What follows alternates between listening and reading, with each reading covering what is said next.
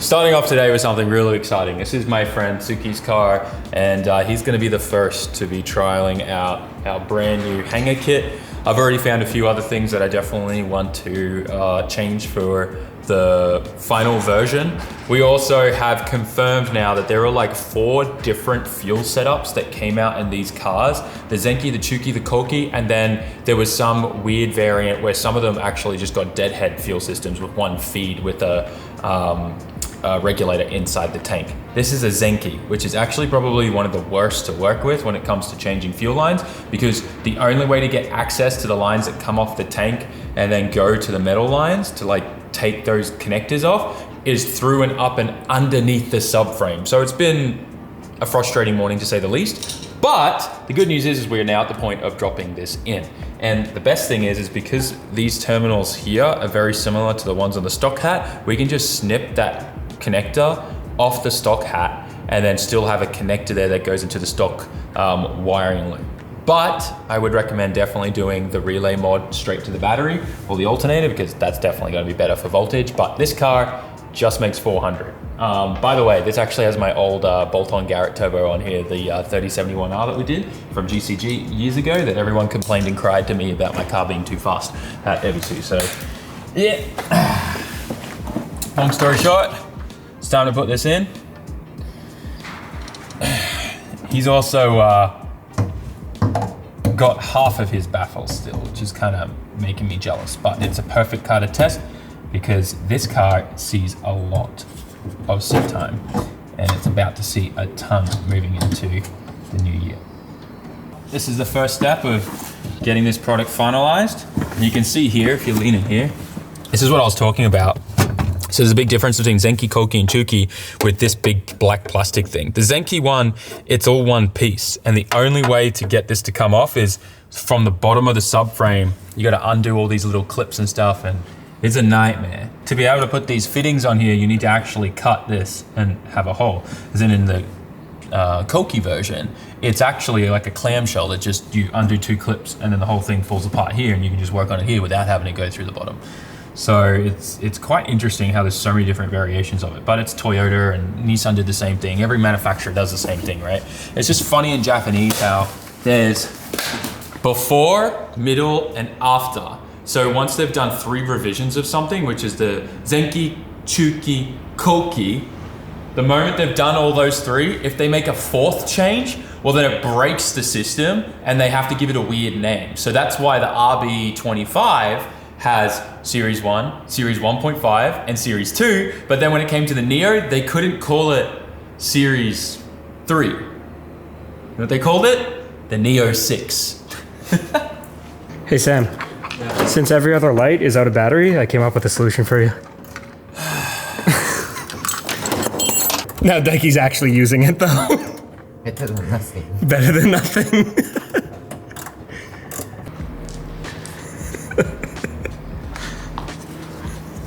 Oh, Merry Christmas, Daiki. How's it going, you guys? Christmas. I'm very happy. Well guys, we are finished installing everything. I have also stuck a camera in from the back from the level gauge to see what it looks like, and it's sitting in the exact location we wanted it to. But start her up, Daiki. Let's hear that pump. Beautiful. Let's go. No leaks or anything. I'm stoked how that worked out.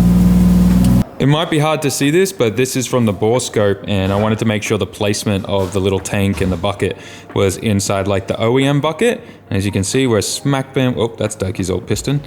We're smack bam where we want to be, and I actually got Daiki to run the car while I was looking in there with the bore scope, and you could actually see fuel was coming in at such a rate and returning that it was overflowing from the bucket, exactly what we want to see. So that means that fuel is always going to be contained within the little surge tank there and always overflowing. So it was really cool to see that. And we also just tried to like shake it around and see if it would move, and it didn't, so that's really good. I'm really enjoying this whole kind of like prototyping testing stage. It's going to be cool to see how it goes in this car. It's going to be seeing a lot of seat time and probably going to be getting a couple hundred laps in before the new year, to be honest. Suki's going to be driving this a lot. Now that we've gotten my little prototyping, side questing stuff out of the way, today's main job is to actually make Riley's car Shuck-N legal. And there's actually a ton of misconceptions and rumors that get spread around by weird Japanese car dealerships, like used car dealerships around the world. So we're gonna go through some of those myths today and let you know that most of them are actually complete lies and weird rumors that just do not exist. Probably one of the most main ones is, oh yeah, the more kilometers on cars in Japan means that they have to pay more for registration or Shuck-N. And a lot of car dealers used to say that that was why, you know, all the cars that they were selling from Japan had really low kilometers to hide the fact that they'd wound back the kilometers, when that actually isn't even a thing in Japan. There are cars here with 300,000, 500,000. My truck has 800,000 Ks on it, turbo diesel things. Yeah, lots of cars here are well over 100,000 Ks, even into the 2s, 3s and stuff, without that issue or the Shuck-N increasing in value whatsoever. But that aside, we need to work on Riley's car, and there's really not much that needs to be done. Actually, putting a turbo on a car in Japan, Shuck-N wise, they don't care if you've just gone and thrown that on in any car. What they care about are things like emissions, making sure you still have a catalyzer and things like that. Now, because the catalyzer used to be integrated into the headers, we've had to go and get a different model Alteza's mid-pipe section that includes a catalyzer, which is what this is here. Now, we're going to adapt to make this work, which is probably going to involve a little bit of cutting and welding, but nothing that we can't do, and nothing that we can't just glue together and fix. But the only other thing that we need to do that I can see right now is just connecting the breather hose from the catch can to the intake here, and then we're good.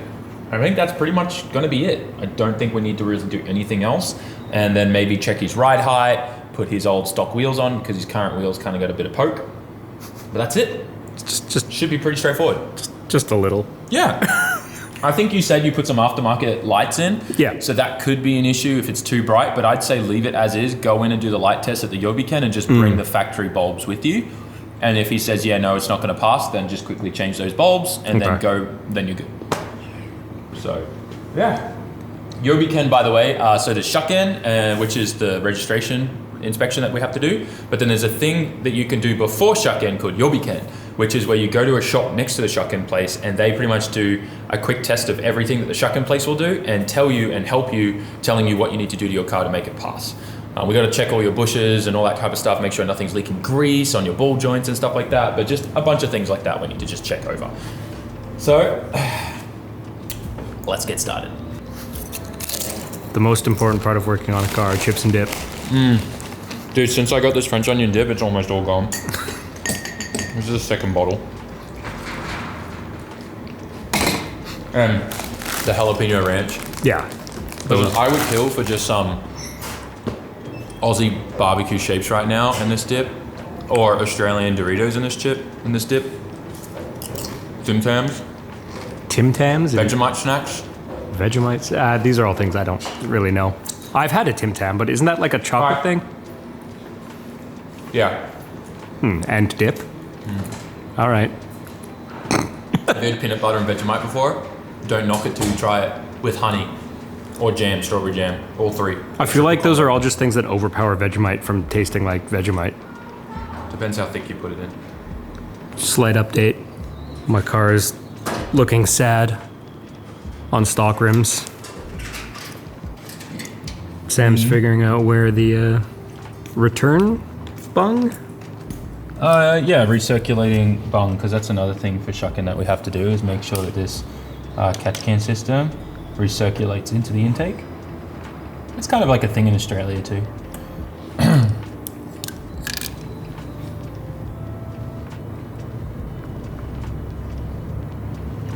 Marking it out before welding. Just to tack it and then we'll clean it with acetone after, so everything's in the right position.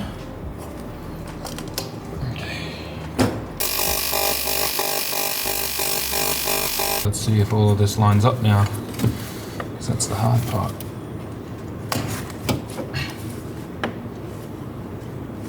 Yeah, it's pretty much Spot on. pretty well spot on. I don't think we need to mess with that. Cool.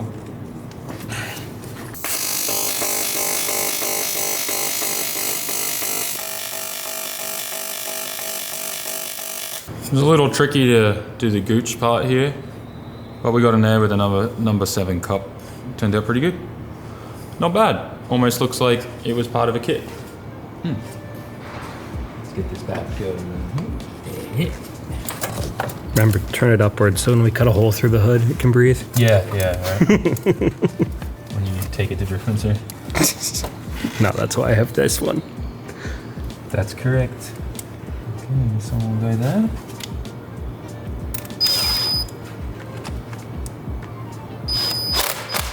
We just spent way too much time sorting out this, and it's still not something we're super happy with, you know? Like, this sucks. We definitely want a 90-degree fitting there. We want this in a different location. We want a proper catch can. Does anyone actually make like 1G specific catch can that's like meant for an Altezza? Because it'd be really cool if we get something that actually fits somewhere that's not on the hot side where it'll catch on fire, and maybe somewhere in here around the ECU, or maybe we go to a smaller battery and it slots in where the battery extra space is. But for now, we've just got one of these, you know, what do you call it?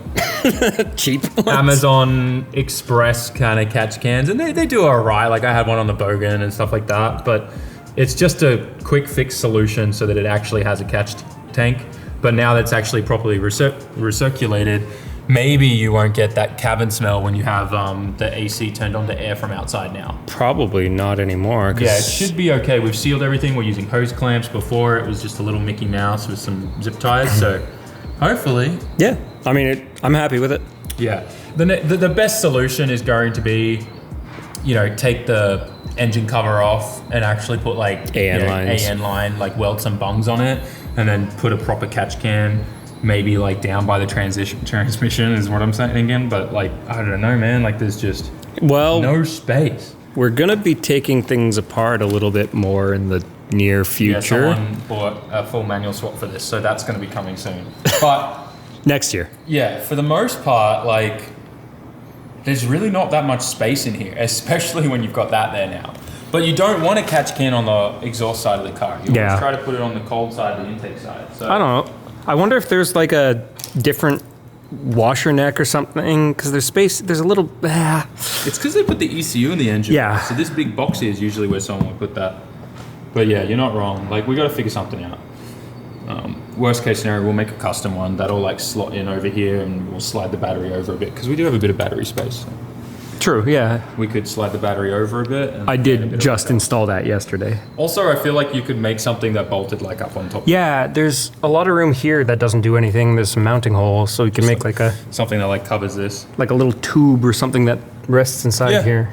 But it needs to be big enough to be able to handle the airflow of this too. Okay. Like that's a big thing. A lot of people get tiny catch cans, and they need to be bigger and be able to flow a decent amount. Otherwise, you create back pressure, and that's not good. Yeah, I guess because this will have vacuum because it's going. Yeah, that's right. It'll have vacuum, so it'll actually, you know, kind of fix the issue that we have a tiny catch can. But I don't even know what size catch can we need to go by. There's some math you gotta do. IS 200 guys, help us out. Yeah, if you guys know anything about what catch can we should be using, it's kind of important for these. So yeah, they breathe a bit. I mean, I'm not surprised. We bolted a 20A engine. Now we got to actually do the harder stuff. Yeah. Although I had to weld a bunch of stuff for this, so she's together. That's the main thing. Looks great. Now we got to figure out the exhaust side of stuff. So send her up on the lift. But you've changed your wheels and tires too, right? Oh boy. Back to stockies. Oh, it looks great. Yeah, look at how. Great fit, man. Yeah. Yeah, it passes the shoe test, right? In the back, I think it would hit my shoe vertically, which is a lot. That's 31 centimeters, my feet. Don't Google Sammit's feet, by the way. What? Okay, don't no. do that.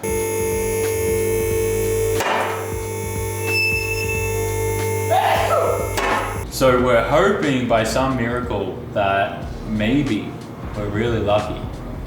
This might just go on the car in the place of his mid-pipe before it goes to the other side of the car.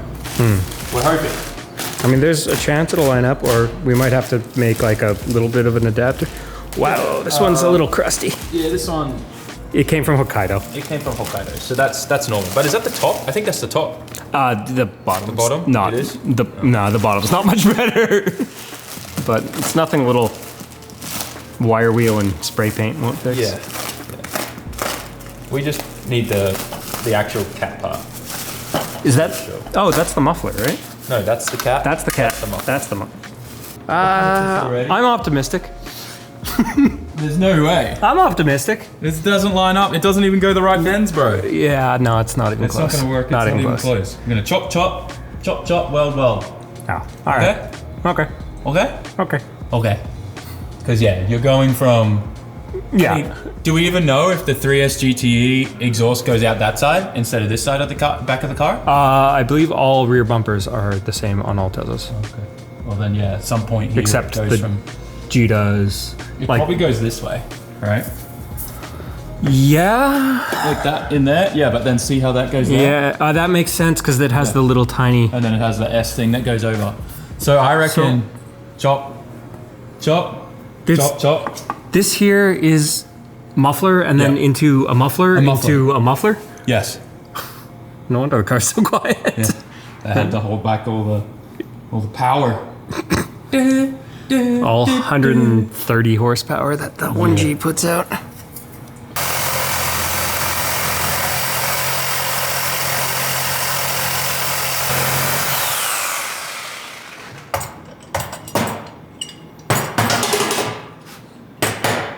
Chopped. Sam with inverse crackhead energy. He's actually installing a cat rather than sealing it. Exactly. We're making some magic happen here. I keep hitting my head on the tires. We're filling in some gaps for sure on this one because the piping sizes are different, but that's what the MIG's for, you know? Get it done.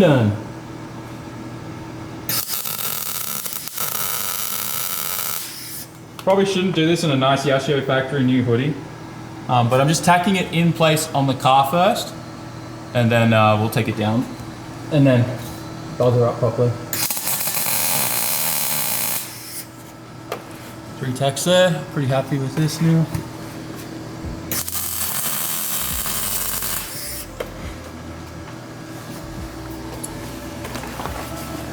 Oh yeah, that looks mint.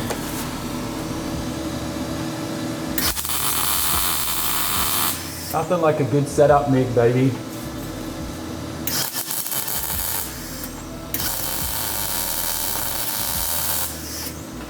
Yep, alright. It's done. Bring her off the car. Then we're good. Oh, by the way, yeah, we did some things. Improvised for my lack of extra exhaust hangers, but we should be sitting pretty right now. Alright, let's pull it off then. Yep.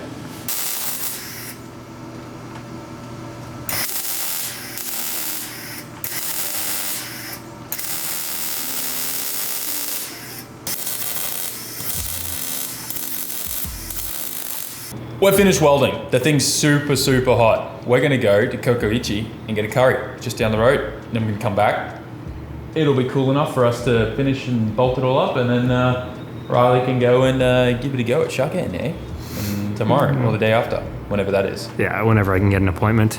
Yeah, I'm a little like frustrated, tired, and just over it today. But that's also just because I'm still somewhat a little bit jet lagged and coming out of it. So December's a busy month. it also, yeah, it's also that. And we're on a freaking roll. I haven't missed a single upload this month, which feels great, but also it's a lot of work on top of everything that I normally do. And I've been doing more this month, prepping for everything. By the way, thank you so much to each and every one of you for all the positive feedback and stuff on the massive milestone we got with selling stuff at Autobucks. It's honestly like a crazy dream come true, and I still wake up in the morning and I'm like, did that really happen? That's kind of wild. Anyways, speaking of, I think we're already out of stock. What? Yeah, and Oh man, I didn't even get a chance to go buy a shirt. which really sucks because Auto Salon's coming up soon, so we need to somehow restock really quickly. Anyways, let's go get curry. We made it to Kokoichi. Did the tonkatsu vegetable curry, and you got the Some other katsu vegetable curry. I just ordered whatever was the first katsu vegetable. We're both very hungry. We're gonna enjoy this, and then we'll get back to your car.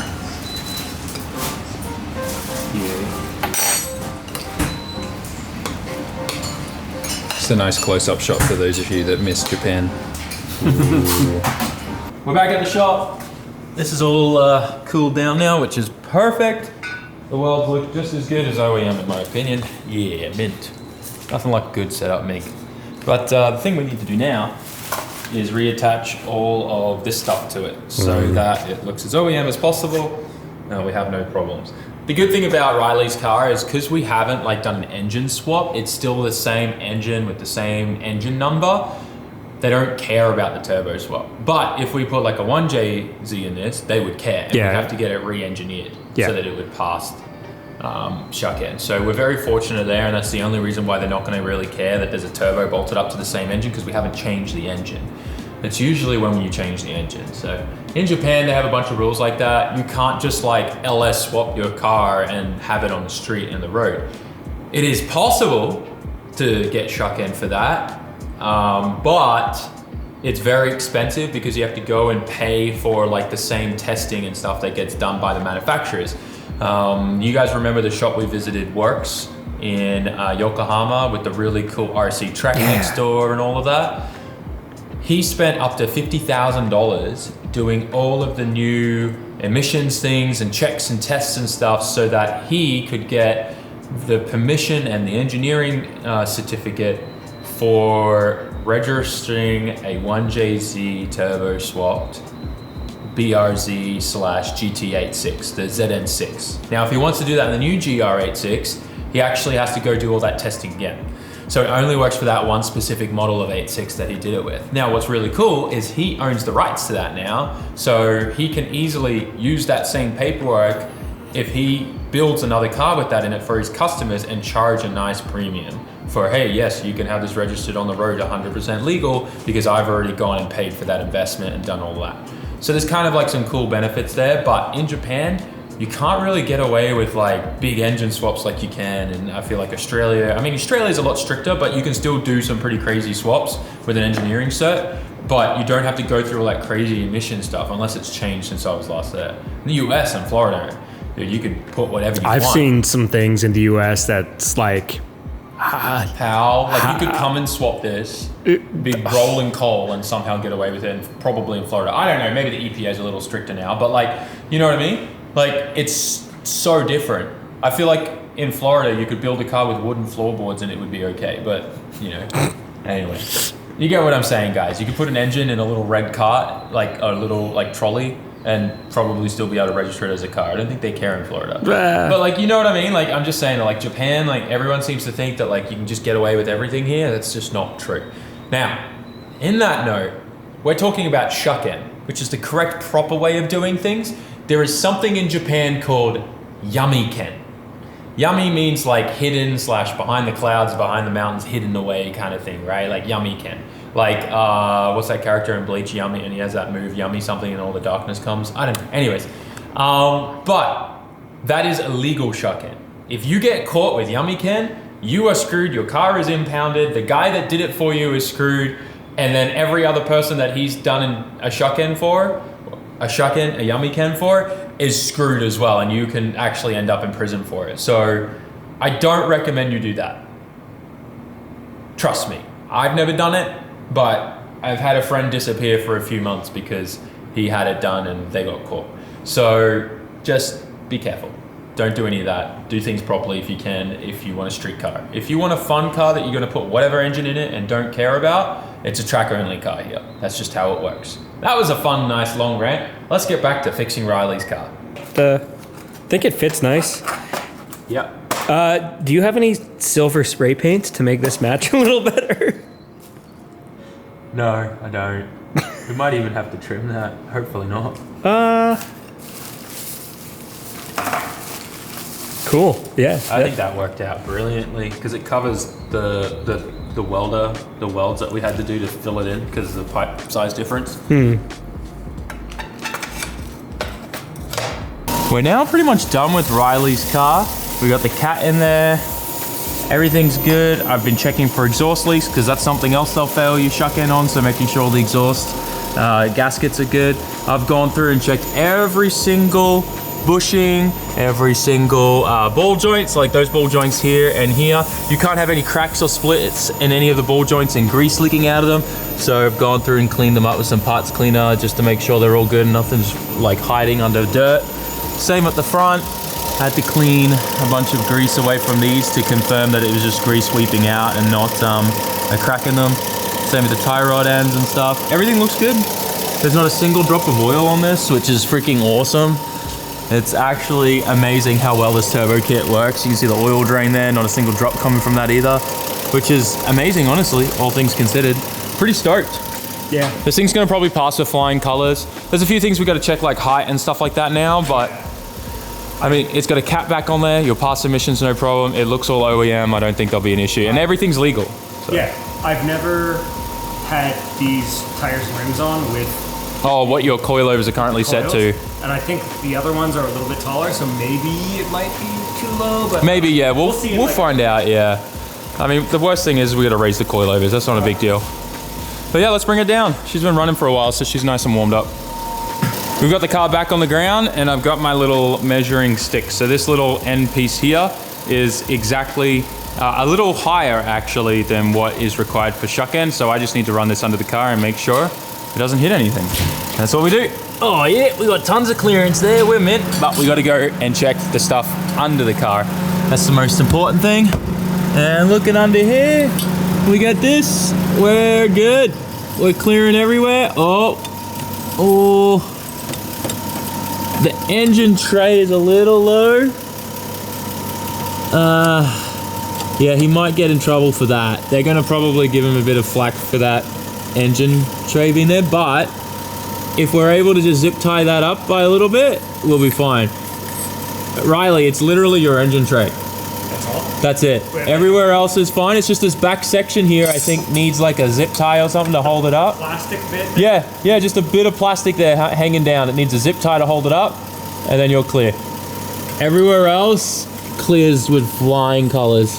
The only other thing I was worried about, like your front subframe, everything's good there. It's literally just that one section of your engine tray we need to zip tie up.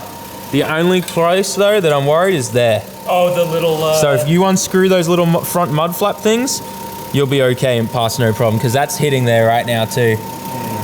It's that or raise your car by about 1 centimeter. I don't want to raise it. Yeah, so just take those off and we're good. We got Riley's car out the front and he's about to head home. It's pretty late, it's like 11:40 p.m. And I still gotta edit this video. So I gotta get that done. Today was definitely kind of catching up on stuff. We got to put in the first prototype of the JZX100 fuel hat setup. Really excited about that and see how it goes, but I don't think there's gonna be any issues. The last thing that we really are gonna have to probably do with that is just add a few kind of like more comfortability, easy kind of things that I wanna just add to it to make the installer's life a lot easier. Otherwise though, everything else went well today. We got Riley's car all sorted. He should be good for shuck-in. I think he's just got a few like, you know, zip tie up that engine, what do you call it, cover on the bottom there. That, what do you call that, splash tray or something? I don't know. So we'll zip tie that up a little higher. He'll take off a couple of those like front mud flaps on the bumper and then he'll be good to go. That's about it. A little bit of a chill day. Well, not really chill. It was a very busy Monday. Yesterday was also insane. I actually, I didn't film any of it because Okachan's making his own video and that's his own content. But for the very first time, Okachan is running ethanol in his time attack car. It's the first time he's ever tuned an SR with ethanol. He called me today, super excited. I won't give you power numbers, but it is the most power that he has ever made out of an SR, and he cannot get over the benefits of ethanol. And it's just been something I've been trying to like tell him and over again for years and years and years. And now he's finally like, you were right. And I'm like, told ya! But also at the same time, I'm really excited to see how his time attack car setup and everything goes now that it's just making more power and torque everywhere. And he's also very excited. He thinks it's gonna be crazy fast. I reckon he's gonna be another 1 or 2 seconds faster around scuba, which is gonna be pretty impressive. But that aside, guys, like, comment, share, subscribe, and I will see you all in the next one. Riley, do you wanna say goodbye to everybody? Bye, thanks, Sam. I'll see you all in the next one where we got something a little more interesting planned video-wise. But I know you guys still love like the daily grind stuff. Peace.